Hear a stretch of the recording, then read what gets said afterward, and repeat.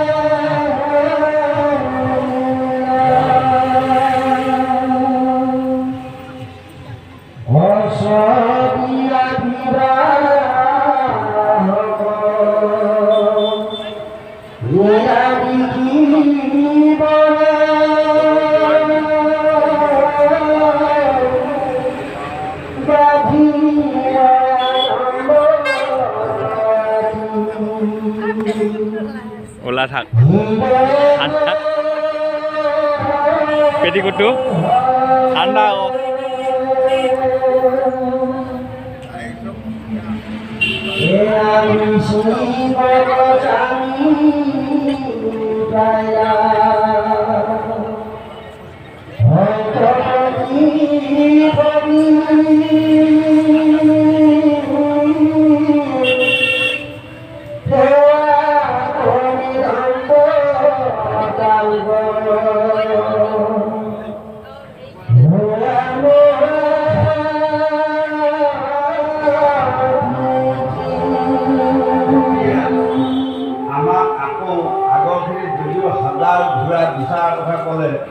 এতিয়া বৰুণে সন্তুষ্ট হৈ ঋষিক মুনিক আজি 100 ঘোঁৰা দান কৰিলে।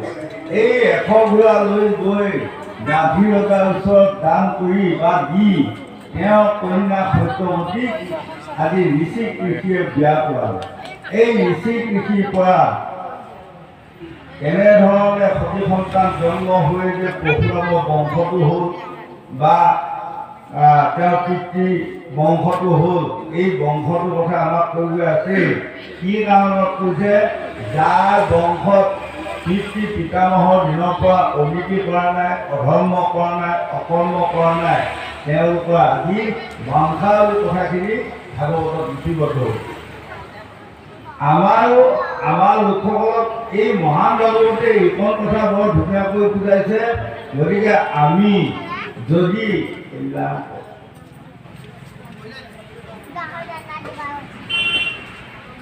মানে মই দিনে ৰাতিয়ে যদি মই ভাবোঁ মোৰ পিতৃ মাতৃ মান ইজ্জত ৰক্ষা কৰি বা মান সন্মান ৰক্ষা কৰি এনেকৈ মোৰ জীৱনটো যাব লাগিব। আৰু ঠিক তদুপ আকৌ মোৰ পুত্ৰসকলে দিনে ৰাতিয়ে বাঞ্ছা কৰিব লাগিব আমি পিতৃ মাতৃৰ সন্মান কেনেকৈ ৰক্ষা কৰিম। কল্যাণ তাৰ পুত্ৰ নাতিসকলে আকৌ ঈশ্বৰ আৰাধনাকৈ পিতৃ মাতৃৰ মান ইজ্জত ৰক্ষা কৰাত মানে তেওঁলোকে মনোবল আনিব লাগিব। এনেকৈ বংশবোৰ আমাৰ বংশত সুনাম অৰ্জন হয়। কৃষ্ণ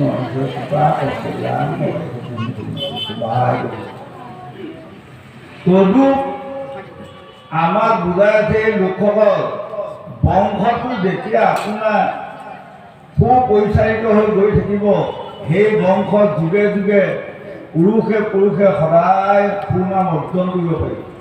বংশত আমি কোনোদিনে কলংক আনিব নাপায়। বংশত কলংক মানে কি?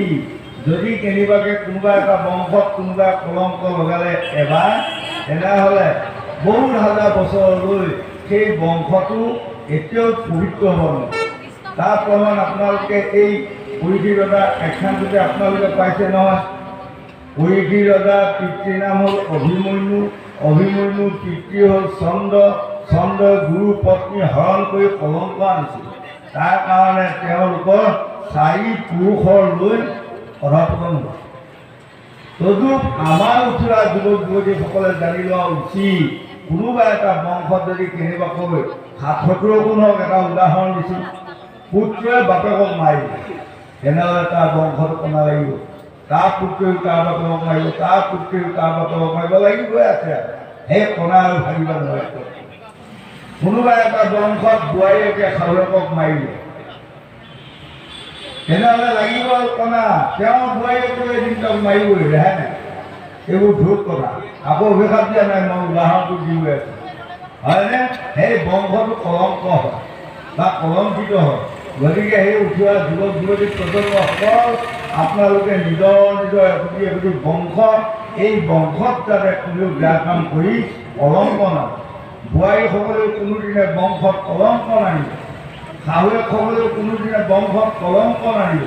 তেনেহ'লে নিশ্চয় আপোনাৰ বংশটোত ভকতি বাঢ়িব, ভকতিৰ দ্বাৰা আপোনাৰসকলে গতি পাব, হয়নে? আৰু ভাল ভাল সতী সন্তান আপোনালোকৰ বংশত জন্ম ল'ব। এতিয়া শংকৰদেৱ কি আছিল প্ৰথমে? শংকৰ ভূঞাহে আছিল। কুসুম্ভ ভূঞা ঘৰত জন্ম ল'ল। কুসুম্ভ ভূঞা তিনি পুৰুষৰ পৰা মহান গুণী জ্ঞানী পণ্ডিত মহন্ত তেওঁলোক কলিতা মানুহ ভূঞা। গতিকে তাত আহি শংকৰদেৱ জন্ম ল'ল। তেতিয়া শংকৰদেৱ নহয়, ভূঞা। হয়, যাওঁতে যাওঁতে যেতিয়া তেওঁ মহিমা পালে সকলে শংকৰদেৱ, হয়নে? যাওঁতে যাওঁতে যাওঁতে যাওঁতে আৰু মহিমা পাই তেতিয়া আকৌ কি হৈ গ'লগৈ? জগত গুৰু। এতিয়া আমাৰ জগত গুৰু হৈ গ'ল। সেইজনে চাওক, ভূঞাৰ ঘৰত জন্ম লৈ আজি জগত গুৰু। আমি খাওঁতে শুওঁতে সদায় ধ্যানত চিন্তা কৰি আছোঁ। দামোদৰদেৱ সদানন্দ বামুণৰ ঘৰত জন্ম ল'ল। তিনি পুৰুষৰ পৰা সদানন্দ বামুণৰ ঘৰত মহান গুণী জ্ঞানী। সেইকাৰণে তেওঁৰ ঘৰত যায় দামোদৰদেৱ জন্ম ল'ল। তেওঁতো বামন দেৱ নহয়, দামোদৰ দেৱ নহয়, প্ৰথমে দামোদৰ শৰ্মাহে। তেওঁৰ নাম দামোদৰ শৰ্মা। হয়, তেওঁ যেতিয়া মহিমা সকলোৱে পাই গ'ল, পাই শেষত তেওঁক কি দিলেগৈ? দেৱ উপাধি দিলে। আৰু পাছত যায় যে তেখেতক জগত গুৰু উপাধি দিলে, হয়নে? মাধৱদেৱৰ সৌ সিদিনা লেটকৰ পুখুৰীত জন্ম হোৱাই তেওঁ এজন সাধাৰণ লোক নহয় জানো? সাধাৰণ মানুহ নহয়। তেওঁ কিন্তু মহিমা যাওঁতে যাওঁতে যাওঁতে যাওঁতে আজি তেওঁৰ নামত শ্ৰী শ্ৰী মাধৱদেৱ। কি কাৰণ? আমাৰ গুৰু হ'ল। ভাল কাম কৰাৰ কাৰণে তেওঁলোকৰ পুৰুষে এতিয়া নাম চলি আছে বা নাম উজ্জ্বল হৈ আছে। গতিকে আমাৰ উঠি অহা যুৱক যুৱতী প্ৰজন্মসকল, আপোনালোকে নিজৰ নিজৰ বংশবোৰ উজ্জ্বল কৰা, নিজৰ নিজৰ বংশবোৰক নাম কৰা, নিজৰ নিজৰ বংশবোৰক পুণ্য সঞ্চয় কৰাৰ সুবিধা আগবঢ়াই আহকচোন। নিশ্চয় এদিন আপোনালোকেও শান্তি পাব, আমিও শান্তি পাম।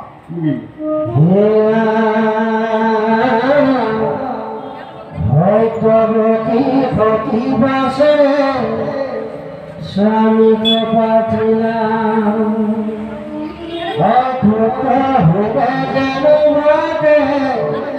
উপায় করিলাম এরম ব্রহ্ম মন্ত্র জপিয়ে কোথায় হরিনাম কী খবর রীতি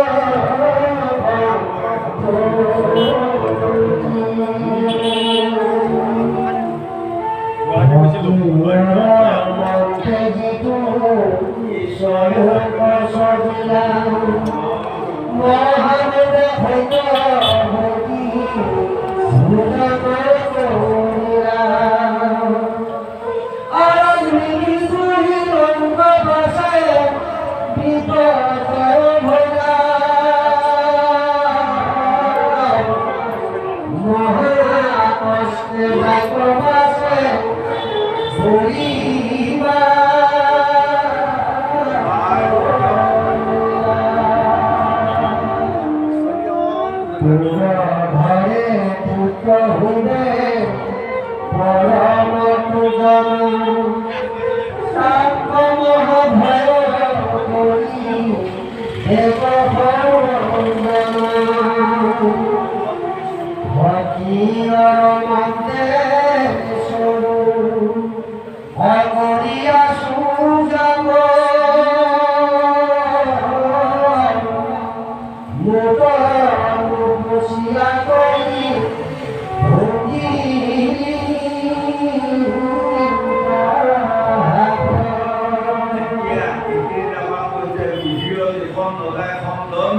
কাৰো শক্তি আছে তাক কৰিবলৈ মোচন।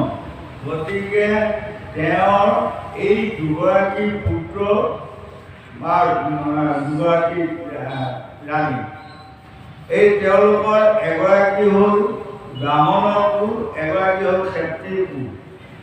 যেতিয়া ঋষিসকলে তেওঁলোকৰ পুত্ৰ উপাৰ্জনৰ কাৰণে যজ্ঞ পাতি পায়সৰ থাল বনাই দিয়াৰ লগে লগে ক্ষত্ৰিয় প্ৰতিগৰাকীয়ে যদি ক্ষত্ৰিয় থালটো খোৱা হয় তাত ক্ষত্ৰিয় সন্তান জন্ম ল'ব, আৰু ব্ৰাহ্মণৰ পত্নীগৰাকীয়ে যদি ব্ৰাহ্মণৰ থালটো খোৱা হয়।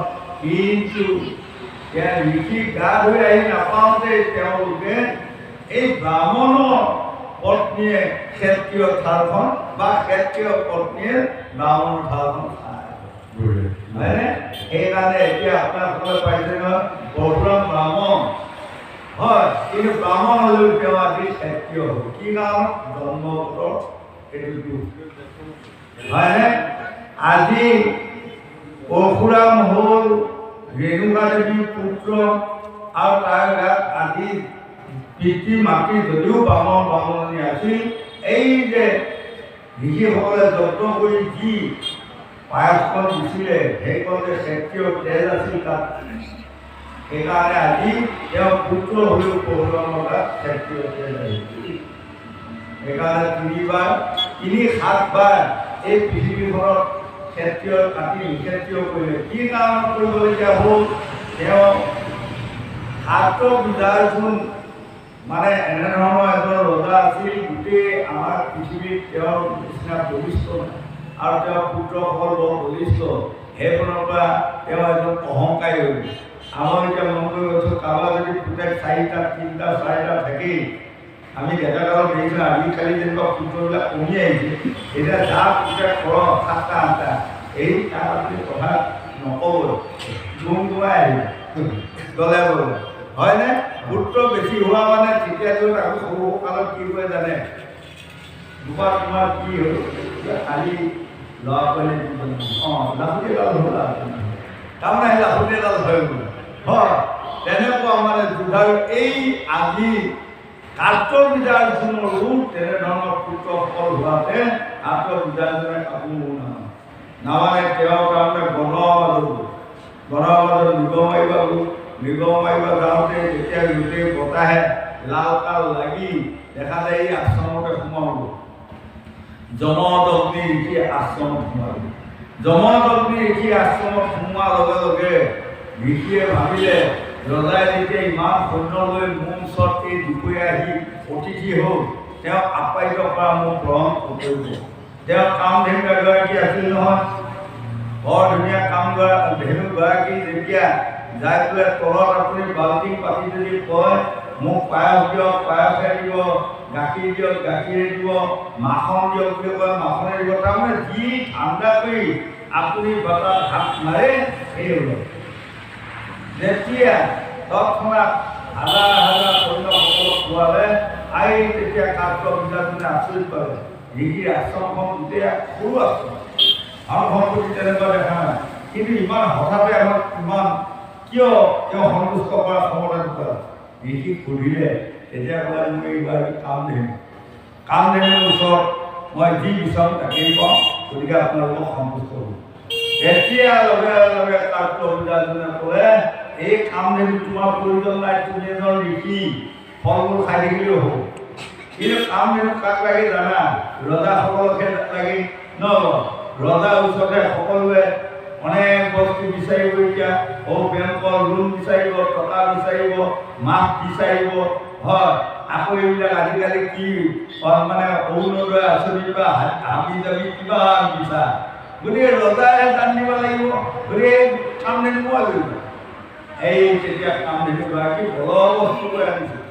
আনাৰ লগে লগে কামধেনু নাকৰ নিচাকৰ পৰা হাজাৰ সৈন্য ওলাই যুদ্ধ বিগ্ৰহ কৰি সেইবাৰ আনিব নোৱাৰিব, আৰু অথবা আনিব পাৰোঁ।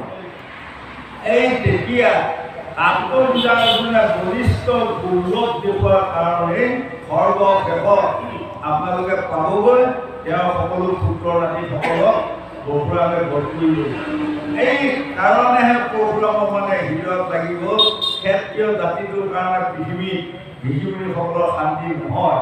গতিকে মই ক্ষেত্ৰীয়সকলক ক্ষেত্ৰীয় কৰিবই লাগিব সেই সময়ত ভাগ্যবশতঃ ক্ষেত্ৰীয়সকলে লুকাই চুৰ কৰি পলাই পতংগ দি দ্বিতীয় বচাৰ কাৰণে আজি ক্ষেত্ৰীয় জাতিটো আছেই। নহ'লেতো মানে পৰশুৰামে মানে নিগুটি তাৰমানে একেবাৰে নিপাত কৰিম বুলি ওলাইছিল হয়নে?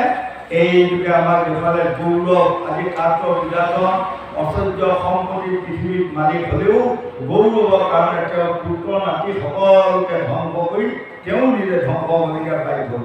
গতিকে সেই লোকসকল আমাক আজি ভাগৱতে দেখুৱালে চাৰিটি গৌৰৱ। প্ৰথম গৌৰৱটো নাম হ'ল ধনৰ গৌৰৱ।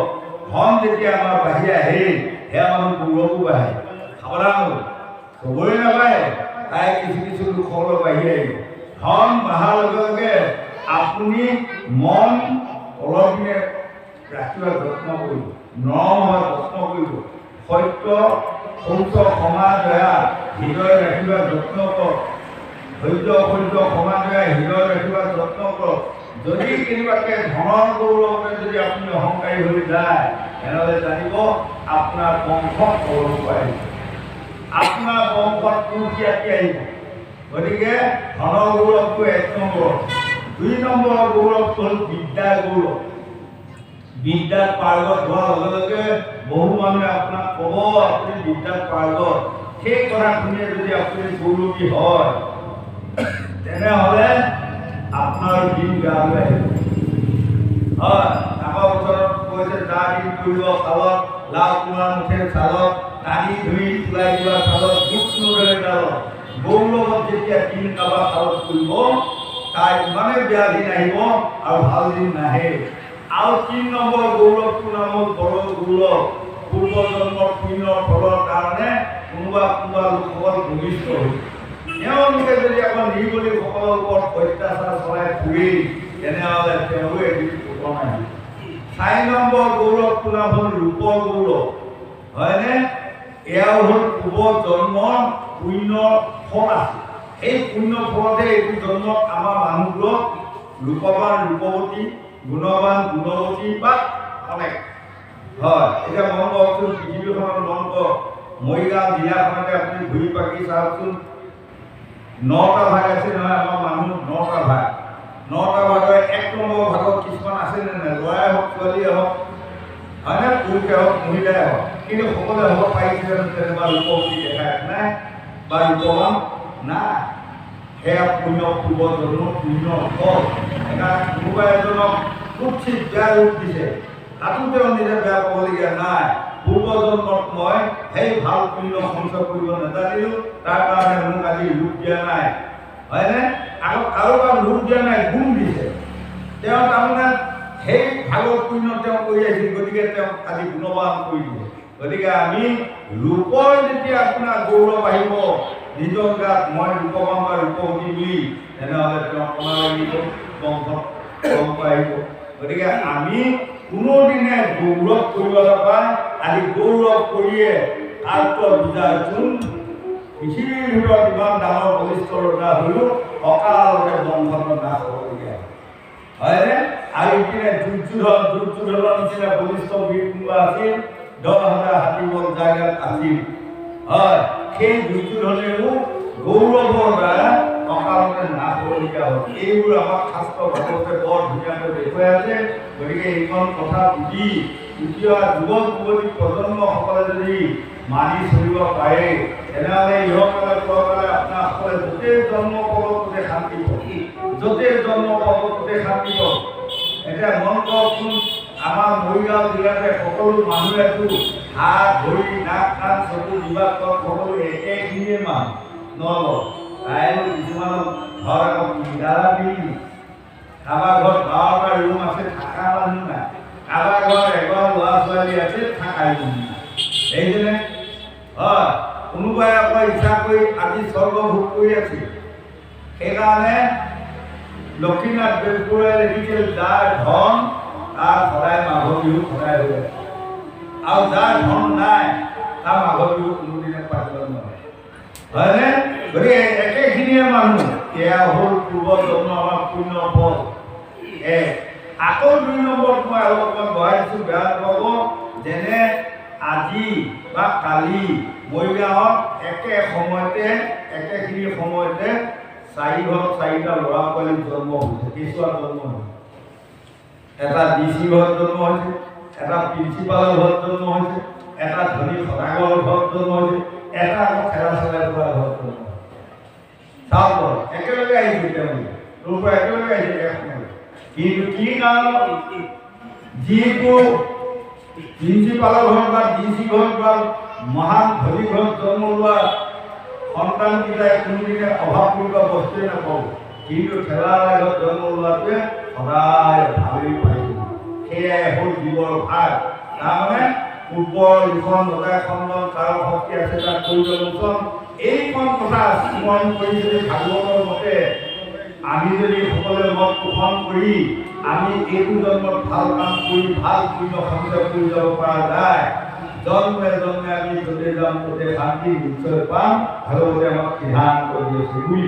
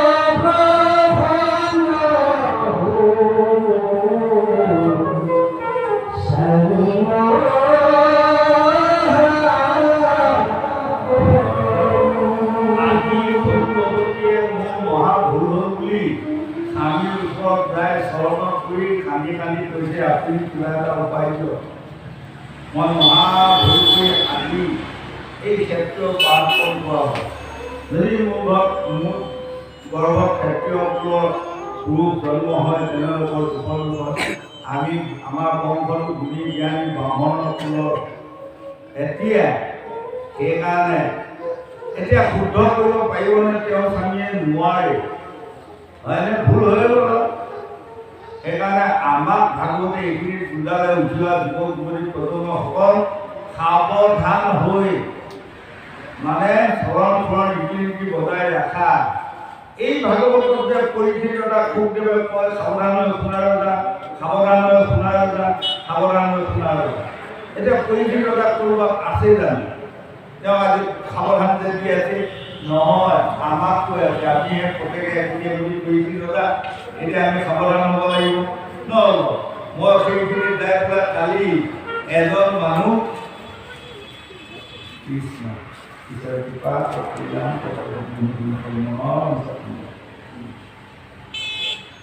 যদি এঘা মাৰি পেলাই এটা মানুহ ডিঙিটো কাটি দিয়া হয়, কাটি দিয়াৰ পাছত যদি মই কওঁ মোক ক্ষমা কৰিব, সেইটো ক্ষমা কামত আহিবনে? নাহে। সেইকাৰণে বংশৰ এখন চৰিত্ৰ লাগিছে ভাবিও চিন্তিও কৰিও কাজ কৰিও ভাবিও না সেই লোকসকল যি কৰ্মই নকৰক আপোনালোকে কৰ্ম কৰাৰ আগতে নিজে ভাবি চিন্তি ল'ব আৰু আপোনাতকৈ ডাঙৰসকলক পৰামৰ্শ ল'ব যিসকল ল'ৰা ছোৱালীয়ে যিকোনো কৰ্মৰ আগমুহূৰ্তত ডাঙৰৰ পৰামৰ্শ লৈ জ্যেষ্ঠজনৰ পৰামৰ্শ লৈ পিতৃ মাতৃৰ পৰামৰ্শ লৈ কাম কৰি সেইবোৰ কামে কোনোদিনে কণা নালাগে সেইবোৰ কামে চিৰদিন তেওঁলোকক সহায় যোগান বা সহায় কৰি দিয়ে বনায় আৰু যিসকলোকে পিতৃ মাতৃৰ বাক্য নলয় কোনো ডাঙৰ বাক্য মানিব নিবিচাৰে কোনো জ্যেষ্ঠজনৰ বাক্যবোৰ মানি নলয় সেইসকলে তাত কৰ্মবোৰত হয় কোনোবাটো ভালে হ'ব হয় কোনোবাটো কণাই লাগিব তাৰমানে স্থিৰতা নাই আৰু ভুল যেতিয়া এটা ভুল হৈ গ'ল ভুলৰ পাছত তাক সংশোধন কৰিব নোৱাৰে এই উঠি অহা যুৱক যুৱতী প্ৰজন্মসকল আপোনালোকে অকণমান পঢ়ি শুনি ভাগৱত শুনক গীতা শুনক শুনি আপোনালোকে বিয়া বাৰু কৰি সতি সন্তানটো জন্ম দিবা শিকক আৰু লগতে আমি এখন গায়স্ত ধৰ্ম গ্ৰন্থ লিখি মানে এই অসমতে প্ৰায় জেগাটো বিলাই থকা হৈছে নহয় সেইবোৰ কিতাপ পঢ়ক আপোনালোকে পঢ়ি আপোনালোকে কেনেধৰণে ভাল সতি সন্তান জন্ম দিব পাৰে তাক বঢ়িয়াকৈ চাওক এনেকৈ সতি সন্তান জন্ম দিলে পিতৃ পিতামহসকলক নগত পেলাই তাতে আছে আৰু পিতৃ পিতামহসকল বৈকুণ্ঠ মন্দিৰ তাতে পাব হয়নে গতিকে আমি এই এতিয়া কণা লাগি তেওঁলোকৰ বংশটো সতি সন্তানৰ হ'ল কণা লাগি এতিয়া তেওঁলোকে ইমান পুৰুষ লৈ তেওঁলোকৰ এই কণাটো থাকিব নোৱাৰে গতিকে আমাৰো মন কৰিব মহান গুণী জ্ঞানী এঘৰত যদি এটা অসৎ সন্তান জন্ম ল'লে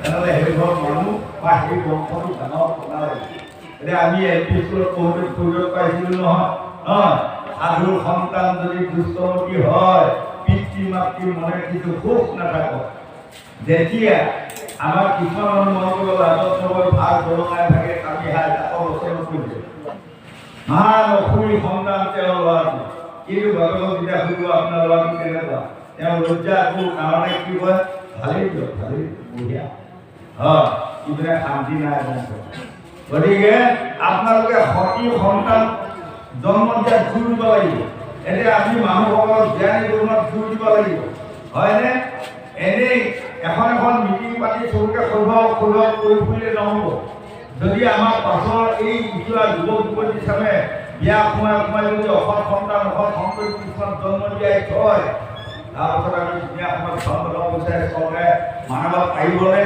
চৰকাৰে সন্তুষ্ট কৰি ৰাখিব পাৰিবনে নোৱাৰে গতিকে আমি আমাৰ প্ৰত্যেকৰে নিজৰ ধীৰে ধীৰে পৰা ভয়ে ভয়ে সাধু সন্তান সাধু সন্ততি তোলাত আমি জোৰ দিব লাগিব আজি এই ভিকু বংশটো কেনেকুৱা শুনা লাগি গ'ল কি কাৰণত অকণমান ভুলৰ কাৰণে সেইটোকে আমাৰ দেখুৱাইছে আজি সত্যৱতীয়ে যে এখন পায়স ভুগিলে আমাৰ আকৌ দেখুৱাইছে আমাৰ বিয়াৰ ক্ষেত্ৰত স্বামীৰ বীৰ্য যিদিনাই গৰ্ভত ধাৰণ হ'ব সেইদিনা সেইখনে পায়স সেইখন কি যি সময়ত হ'ব বা যি সময়ত সৃষ্টি হ'ব সেইমতে সতি সন্তানত ৰূপ হ'ব গুণ হ'ব স্বভাৱ হ'ব স্বভাৱ প্ৰকৃতি হ'ব 24টা পদ জন্ম হ'ব সেইদিনাই হয়নে এতিয়া আৰু এটা অকণমান মই আগুৱাই গ'লো বেয়া নকৰিব ভিগু আদি বামুণীসকলে জ্যোতিষক দেখিছে আৰু এতিয়া আমাৰ লোকসকলে কিছুমান বাহিৰত কয় ল'ৰা ছোৱালীবোৰক গাখীৰ খুৱাব লাগিব শিঙি মাছৰ জোল খুৱাব লাগিব কুচিয়া তেল খুৱাব লাগিব হয় সদায় যদি ভাল ভাল খানা খুৱাই থাকি তাৰ দিনবিলাক চোকা হ'ব কিন্তু আমাৰ জ্যোতিষ শাস্ত্ৰই কৈছে মাতৃ গৰ্ভত যিদিনাই পিতৃ বীৰ্য পৰে পৰাৰ লগে লগেই বেইন জন্ম আছিল সেই বেইনটোৱেহে চিৰদিন চলি থাকিব পাছত গাখীৰ খোৱালে যে বেইন কিছুমান বেছি হ'ব সেইটো নহয় গতিকে আমি সতি সন্তান তোলাত যিসকলে জোৰ দিব পাৰে যত্ন ল'ব পাৰে তেনেহ'লে বংশটো আপোনাৰ সকলোৱে উদ্ধাৰ কৰিব পাৰিব সেইটোকে আমাৰ ভাগৱততে কৈছে এগৰাকী কোনোবা ছোৱালীয়ে তেওঁ সৰুৰ বংশ নাই 14টো উদ্ধাৰ কৰিব পাৰে তাৰমানে কি হয় তেওঁ ধন টকা পইচা উপাৰ্জন কৰি উদ্ধাৰ কৰে নেকি নহয় তেওঁ যেতিয়া যায় সৎ সন্তান সৎ সন্ততি কেইটামান তুলিব তাৰ দ্বাৰা চুলভটো উদ্ধাৰ কৰিব। এটি পুত্ৰই যদি সতী সন্তানবোৰ সৎ জ্ঞানী মহন্ত আৰু তোলে তেনেহ'লে তেওঁ বংশটো উদ্ধাৰ কৰিব।